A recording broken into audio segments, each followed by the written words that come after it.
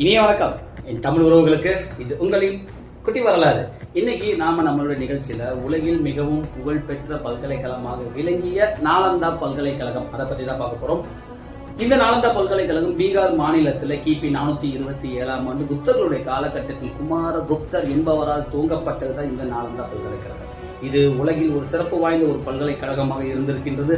அந்த காலகட்டத்திலேயே ஏறக்குறைய 10,000 மாணவர்கள் இங்கே தங்கி இருந்திருக்கிறாங்க, தங்கி பயிற்சி பெற்றிருக்கின்றார்கள் அப்படின்றத குறிப்பிடத்தக்கது.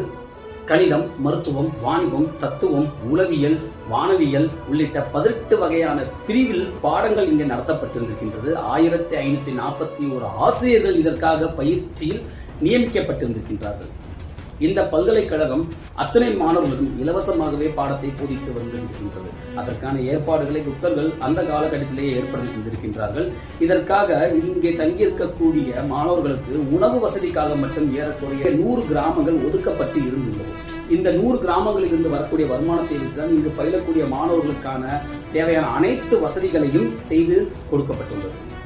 இங்க பயின்றதுடைய மாணவர்களுக்கு தினசரி 200 வீட்டில இருந்து பால், அப்புறம் தினசரி தேவையான பச்சனங்கள், சமையல் உள்ளிட்ட பல வகையான வசதிகளுக்கு பொருட்கள் இலவசமாக அனுப்பப்பட்டு வந்திருக்கின்றது. இந்த பல்கலைக்கழகம் சிறப்பு வாய்ந்த ஒரு பல்கலைக்கழகமாக 800 ஆண்டுகள் விளங்கியிருந்தது. 12ஆம் நூற்றாண்டுல பாகிஸ்தான் என்பவர்களின் படையெடுப்பின் பொழுது இந்த நாலந்தா பல்கலைக்கழகம் முழுவதுமாக அழிக்கப்பட்டிருக்கிறது. 2010ஆம் ஆண்டு இந்த நவீன காலகட்டத்தில் பல்கலைக்கழக மீட்பு சட்டம் அப்படின்றது மூலமா இந்த நாலந்தா பல்கலைக்கழகம் மீண்டும் மறு உருவாக்கம் செய்யப்பட்டு இன்றும் நடத்தப்பட்டு வந்திருக்கின்றது. கிபி 4ஆம் நூற்றாண்டுல, அதாவது ஆங்கிலேயர் வருகைக்கு முன்னதாகவே இந்தியா உலகில் பல வகையான மாணவர்களுக்கு பல வகையான பாட பிரிவுகளை போதித்து தந்து கொண்டிருக்கக்கூடிய ஒரு இடமாக இந்தியா விளங்கி இருக்கின்றது.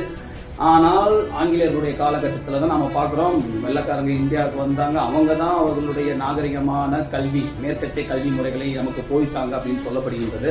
ஆனால் 12ஆம் நூற்றாண்டிற்கு முன்னாடி உலகில் இருக்கக்கூடிய பல வகையான பல தரப்பட்ட பல இனத்தைச் சேர்ந்த மாணவர்கள் அனைவரும் இந்தியாவில் வந்து தங்கி பயின்று 18க்கும் மேற்பட்ட பாட பிரிவுகளை போதிச்சு கொடுத்து கொண்டிருந்த ஒரு இடம்தான் இந்தியா. அது பீகார் மாநிலத்துல நாலந்தா பல்கலைக்கழகம். நான் இருப்பதற்கான அடையாளம் இன்று தெரியாது என்று கூறி விடைபெறும் நான் உங்கள். Bye bye, take care.